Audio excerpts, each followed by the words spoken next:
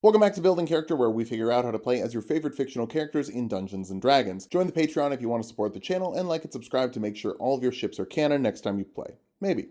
Today we're building Robin from Fire Emblem, but using Smash footage because getting 3DS footage is kind of a nightmare. Getting an intro title card clip is also really hard because Nintendo didn't want to animate two versions of the cutscenes and just put the camera in her head at the beginning. Then it's the Crom and Lucina show. At least she cares about the lizard folk service workers. Time to tip the scales. This is the comedy police. The joke's too funny. Let's start off with our goals for this build. First, leadership, otherwise known as friendship magic. Robin leads the team and does so with a top-down perspective, literally. Next, we need magic, not the friendship kind, the fireball, lightning bolt, and wind blast kind. Finally, when all else fails, cut and stab people with a bread knife. Sorry, a leaven sword. I'm sure that got a rise out of some of you pun haters, just like leavening gets a rise out of the bread, baby. For stats, we'll be using the standard point array from the player's handbook. Roll for stats if you want, just keep your multi-classing minimums in mind. There are a lot of them, so buckle up. Charisma will be number 1. You lead the team so well because they love you. Some of them love you enough to do a little eugenics simulator. Constitution next, focusing is important and dying is bad. Strength after that, most of the time you'll want to be casting, but if you want to use a sword, that's also an option. Follow that up with wisdom. If you're gonna be seeing where your units are going, it helps to see. Intelligence is a bit low, we just don't really need it, and we'll dump dexterity. If you had to pick between this and strength is a multi-classing minimum we need. It's not ideal. I'd like to do this in light armor, but maybe we'll just put the team in front of us instead. That is what the tanks are for. Robin is a human, maybe a failed vessel for Grima, but still a human. We'll grab the inspiring leader feat for all those rallying speeches you give, I'm sure. Letting up to 6 units get your level plus your charisma modifier and temporary HP after a rousing 10-minute speech. My headcanon is that's what happens when you organize the menu. Robin is just nailing like an Oscar-winning speech in the background. Bump your strength and charisma with your 2 free points. Take Arcana for your skill of choice, and intimidation and persuasion for your background. I'm not sure what kind of general you are. I imagine it's a nice one, but it could be a mean one. That's kind of the fun of being the pro tag. You get to choose how you play. We'll kick things off as a fighter for 2 skills from the fighter list, like perception and athletics. Obviously, we're mostly here for martial weapon proficiency and a fighting style. Superior technique gives you a d6 superiority die and a maneuver on which to use it. Rally lets you give a creature temporary HP equal to the superiority die plus your charisma modifier. Pick your favorite buddy and make them live longer. You can also get second wind, letting you heal 1d10 plus your fighter level as a bonus action once per short rest. I'll be honest, that's never going to be that much. We've got a lot of moving around to do. Speaking of, sorcerer time, specifically a storm sorcerer, because there isn't a specific one we need to grab, and there is something we can grab from storm sorcerer that would help us make Robin. With tempestuous magic, you can fly up to 10 feet without provoking an opportunity attack after you cast a spell of first level or higher, which means we have the Smash version of Elwind when we cast wind later. Cantrips first. Firebolt, it's a ranged spell attack that deals a d10 of fire damage, super basic. Lightning lure, little weirder, forces a strength saving throw on a creature, failing that they're pulled into you and take a d8 of lightning damage. Gust pushes a creature up to 5 feet if they fail a strength saving throw. They can't really hurt anything. We're gonna use Thunderclap for an offensive wind attack, forcing a constitution saving throw on creatures within 5 feet of you and dealing a d6 of thunder damage to those that fail. Not Thunder Fire Emblem, that's lightning. Thunder D&D, that's wind. Makes sense? For first level spells, Burning Hands forces a dexterity saving throw on creatures in a 15-foot cone in front of you, dealing 3d6 fire damage to those that fail if you'd like to spend a resource on some fire. Thunder Wave forces a constitution saving throw on creatures in a 15-foot cube in front of you, dealing 2d8 thunder damage if they fail if you want to spend some resources on your wind. We will get rid of this eventually. This ends up being a very complicated build. Like I had to map it out like a puzzle. It was pretty fun. Second level sorcerers get a Font of Magic, letting you spend sorcery points to recover spell slots for now. Cooler stuff next level. You also learn first level spells. Shield will make up for your lower AC, and Robin can put a shield up in Smash. I'm mostly doing the Fire Emblem version, but sometimes when we can't grab anything else, we'll grab some Smash stuff. I'm just good enough to do both. Third level sorcerers get meta magic, letting you augment your spells with sorcery points. Careful spell protects your allies, giving them advantage on their saving throws if they're in your AoEs, and heightened spell does the opposite for your enemies, giving them disadvantage on the saving throws. Make your enemies hurt, make your friends not hurt. Tactician. For your second level spell, Gust of Wind forces a strength saving throw on creatures in a 60-foot line, failing that they're pushed back up to 15 feet. It takes twice as much movement to get through this space, and you can change the direction of the wind on your turn, but it's not going to do any damage unless you shove someone off a cliff. Fourth level sorcerers get an ability score improvement. We need more charisma. It's really all we need. This is going to turn into Charisma, the showcase. She's got the Riz. Am I right, gamers? Is that, am I right? I don't know. For this level spell, Scorching Ray fires 3 ranged spell attacks that deal 2d6 fire damage each. Aim them at 1 guy or 3, but if you spam arc fire, you're kind of a scumbag. It's gonna run out for a reason. 5th level sorcerers can learn 3rd level spells. Dump Thunder Wave as you level up. We can grab it later because I want 2 of these. Fireball. It's Fireball. Come on. You love it. Dexterity dexterity save in a 20-foot radius, 8d6 fire damage. The designers of the game admit it's OP, just use it. Or lightning bolt, also 8d6 lightning damage on a failed saving throw, but in a 100-foot line. The damage is the same, but the shape of the fireball is probably a lot more useful. Generally, your enemies aren't going to line up for you to hit, unless you're some sort of tactical mastermind. Speaking of, let's jump over to Bards to get some tactics with Bardic Inspiration. A pile of d6 is equal to your Charisma modifier that you can give to your allies for ability checks, attack rolls, or saving throws. Everyone's just better when you're there. You also get a free skill like Insight to figure out your team's feelings and which members of the team you should get together to make some super soldiers. For spells, Message lets you send a message to another creature on the other side of the battlefield so they know where to go. Friends makes people like you for a minute, then they'll grumble because you used magic on them. Heroism will make a creature immune to frightening and get temporary HP equal to your Charisma modifier every turn. Wait until your Inspiring Leader wears off, since temporary HP doesn't stack. Command will let you force a Wisdom saving throw on a creature. Failing that, they have to do a simple one-word action. It's the bossy spell. Thunderwave is Thunderwave. We already had it. Now we have it again. Bane makes your enemies worse, forcing a Charisma saving throw on up to 3 of them, giving them a D4 penalty to attack rolls and saving throws. I'd prefer Bless, but it's not on the Bard list for some reason. Okay, we'll use Anti-Bless. It's still a tactical advantage. Finally, Silvery Barbs lets you give another creature disadvantage on an attack roll, saving throw, or ability check, and then an ally gets advantage on an attack roll, ability check, or saving throw. Don't know why I did those in a different order, but here we are.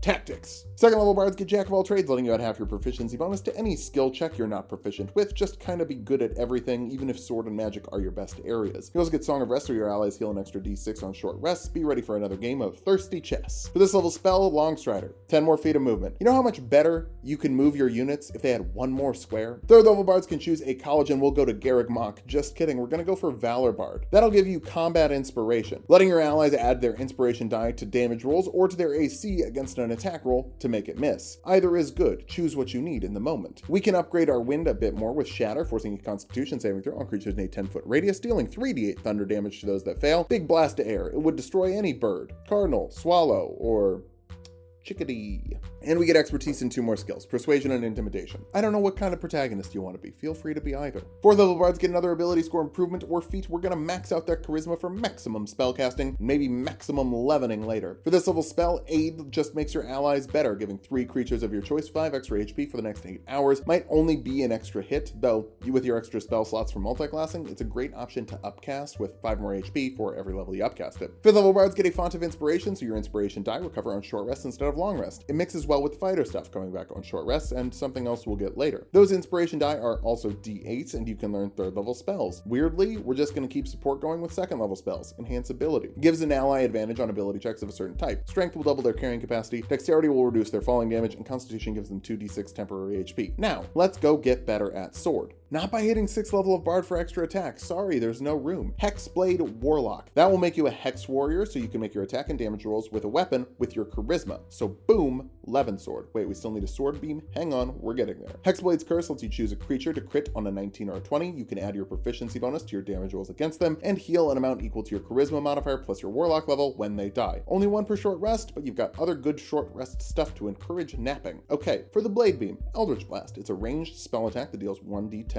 force damage, and you're firing 3 beams at this point. If I counted right, lots of multi-classing. I'm pretty sure I did, it's just hard to keep track of. I know it will add up to 20. Booming Blade will make it hit more up close, adding an extra 2d8 thunder damage to 1 attack roll, and 3d8 thunder damage when creatures move next turn. That's a big bomb with your Hexblade's Curse up, so you'll be hitting like the leader of the group should. Charm Person will let you recruit for an hour, charming a humanoid that fails a wisdom saving throw. Witch Bolt is a ranged spell attack that deals a d12 of lightning damage on hit and stays latched on for up to a minute depending on your concentration. No reroll necessary other than rolling damage every turn. I'll be honest, it's not great, but it's only using a 1st level spell slot. The less powerful the spell, the more you can cast it. That's how Fire Emblem works. Now let's multi-class again to Paladin, giving you Divine Sense to detect Celestials, Fiends, and Undead a number of times per long rest equal to your Charisma modifier. Don't really know why you need so many uses of this. How many times are you hitting this button? We also don't really need Lay on Hands. Technically, Robin can spec over to healing. It's just not ideal. Pool of Healing is 5 times your Paladin level. We're here for more stuff later. 2nd level Paladins get Paladin spells. Hey, there's Bless, a d4 for 3 allies attack rolls and saving throws while you concentrate on it. Ceremony lets you get your Eugenics him on by marrying your squad members or doing like a bunch of other stuff, but let's be real, it's for shipping. Shield of Faith could fix up your AC a little bit with +2 while you're concentrating, or you could just use Divine Smite for 2d8 extra radiant damage on your hits and another d8 with a higher level slot and an extra d8 for fiends and undead. You'll have some pretty high level slots later. Your multi-classing caster chart is nuts. I'm gonna math it out at the end, don't worry. Third level paladins can choose an oath. We're gonna go for Oath of the Crown because those divinity channels work best for Robin. Turn the Tide lets you rally a whole bunch of soldiers, healing as many creatures that can hear you, 1d6 plus your charisma modifier if they're below half their HP. Depending on the size of your party, or if you've got soldiers recruited, this can be a huge swing. Champion Challenge tells enemies to come at me, bro, forcing a wisdom saving throw on as many creatures as you can see that you want to hit. Failing that, they can't move more than 30 feet away from you. With your AC, I'd probably focus on the rallying. Fourth level paladins get another ability score improvement or feat. Will grab Warcaster, gives you advantage on concentration saving throws. You can cast spells for your reaction attacks, and you can do the somatic components of a spell with your hands full. Dropping concentration is bad, and your spells are probably going to be better than your attacks unless you're supercharging a booming blade smite crit. Fifth level paladins can finally get extra attack. Look, you can get this earlier if you want. Mix up how these levels go at home. Robin can focus on sword or cast comfortably. We obviously went caster Robin as a priority, but this should work really well to do both. The reason we did that is more of the leadership and tactical abilities are attached to the caster class, namely Bard. Anyway, you also get second level paladin spells here. Warding Bond lets you pair yourself for some adjutant action, giving a creature resistance to all damage, but when they take damage, you take damage too. I'll be honest, I didn't really know how to get adjutant going. This is the best idea I could come up with.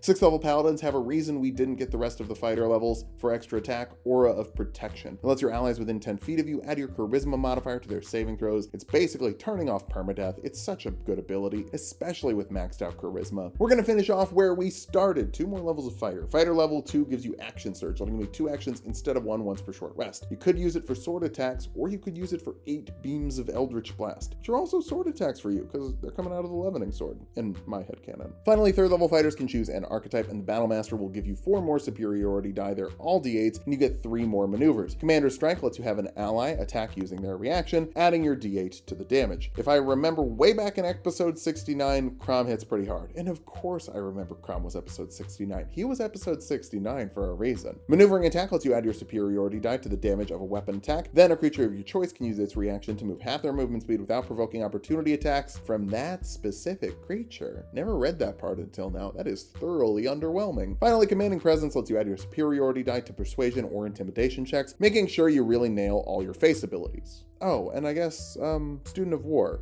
So Robin has calligraphy, baby. You thought the calligraphy jokes were over, but they're just getting started. It's calligraphy season, baby. Now that we've hit level 20, let's figure out how viable this build is. First and second and third and fourth and fifth, you can do everything with your charisma stat. Obviously, you nail the face skills with expertise and a d8 you can throw on top of it if you need it. But you also get to use it for your weapon attacks, for your allies' saving throws, for your saving throws, for your spells. Oh, hey, multi-classing the way you did will give you 1 7th and 6th level spell slot, 2 5th level spell slots, 3 4th, 3rd, and 2nd level slots, and 5 1st level slots because you get 1 bonus from Warlock. It's a weird amount of slots, and that Warlock slot recovers on short rests. Anyway, you're getting the most out of that one skill. Now, actually second on the list, support. Your spell list, maneuver list, and having Bardic Inspiration list is catered to making the rest of the party perform well. Finally, have I told you about the Levin Sword and its blade beams? Eldritch Blast is such a great spell, and throwing it on this build means you can go up front or fight from the back, whichever feels more tactically sound. For weaknesses, your AC. If you're wearing light armor, the in-character move, you're at 11 at best. Yikes. You could definitely put on some chainmail. You have proficiency. It's really just a flavor choice. You also missed out on some higher level spells, though things like Aid, Fireball, and hell, even Divine Smites scale really well when you uptick them, so it's not that big of a deal. Finally, your saving throws are amazing. I know that's another pro. I just forgot to mention it earlier. Robin's really good. Multiclassing is cool, but multiclassing around a theme like leadership and tactics can also pay off in a powerful way, with unexpected synergies making you an absolute beast on the battlefield. Ship your soldiers off to war, then ship them into a tent to make you more soldiers. Just maybe sacrifice an ounce of flavor for some better AC. Otherwise, someone could be robbing you of your life. Thanks for watching. If you liked the video, subscribe for more. We're making these videos on the channel. Wow. Join the Patreon to support this channel, and make sure you check out Tulok and Mango for more Tulok fun.